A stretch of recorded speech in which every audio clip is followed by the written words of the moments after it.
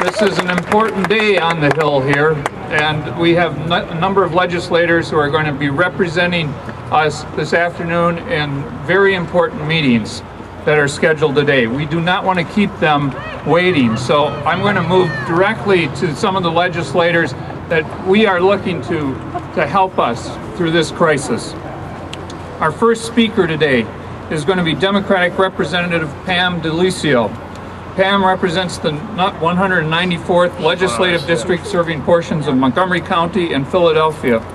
She has more than 30 years' experience in the fields of long-term care and has worked to help serve older, limited-income Pennsylvanians with affordable housing and services.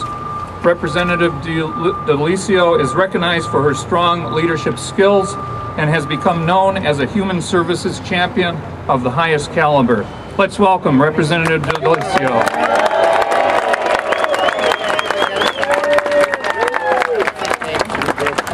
Good afternoon.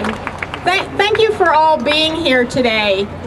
Once upon a time, as I understand it, Pennsylvania had and still has this unbelievable reputation for delivering services to those with intellectual disabilities, mental health disabilities, etc. And over the last couple of years, we have put our reputation in jeopardy. And we have put this reputation in jeopardy primarily because of the current economic climate that, quite frankly, affects all phases of all of our lives. Personally, professionally, small businesses, it's affecting everyone. I think that over the last several months, 6, 7, 8, 9 months, actually over the last 18 months that I've been in office, including last year's budget year, I've spent an inordinate amount of time at hearings, in committee meetings, during budget discussions, at rallies similar to this, one-on-one with organizations and individual constituents in the district, discussing the needs of our very special folks in the Commonwealth of Pennsylvania and how that the concern continues to rise that we are going to continue to fall short of meeting those needs. I guess as a business person for most of my career, even though it was in human services in the not-for-profit world, it's very short-sighted if we're going to underfund or save dollars today, but it's going to cost us more dollars in the midterm or the long term. We're starting already to see the impact of last year's budget cuts, and we will continue to see those if the budget as it's currently proposed is passed. I think it's very important for us to make the conversations that we have with our respective representatives and state senators and with the governor's office to understand that I understand that revenue and expenses need to be related. My concern is a number of things. We've left revenue on the table. There is revenue that is out there, and I don't mean that sort of stereotypical label of a tax and spend liberal. There is revenue on the table. And the stakeholders and individuals that I've spoken to are very, very willing to be at the table to help understand this is the goal that we need to reach, and this is the way that we can reach that goal in terms of recognizing that we're in a very tight economic climate. I think that your voices are being heard. The Senate budget reflects a different type of budget than was proposed by the governor in February.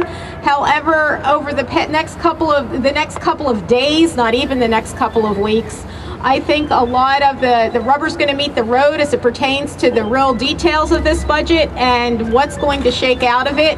And I think our voices need to continue to be heard that the block grants may be a good idea in concept, but the idea of rolling these out July 1, and here we are at June 5th with very little details, is at the moment a very bad idea.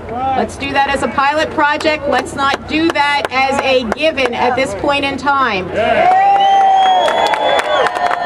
The Act 22 expedited regulations, I spoke on the floor last year when that was proposed as part of the welfare code budget and said that was the legislature in no uncertain terms abdicating its responsibility as it pertained to the citizens of the Commonwealth.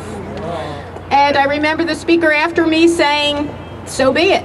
and in a year, if we don't like what's happening, we'll figure it out. Well, we are now a year later. We've known all along we don't like the outcome of those expedited regulations, and have recently added my signature to those of a number of colleagues to repeal Act 22. Thank you so much for being here today. We have some other great members of the legislature here to speak to you, and thank you for what you're doing and how you are taking care of those citizens who are not able to necessarily join us here on the steps of the Capitol today, but it's very important that their voices have been heard, and we will continue and keep advocating for these needs until the budget is passed.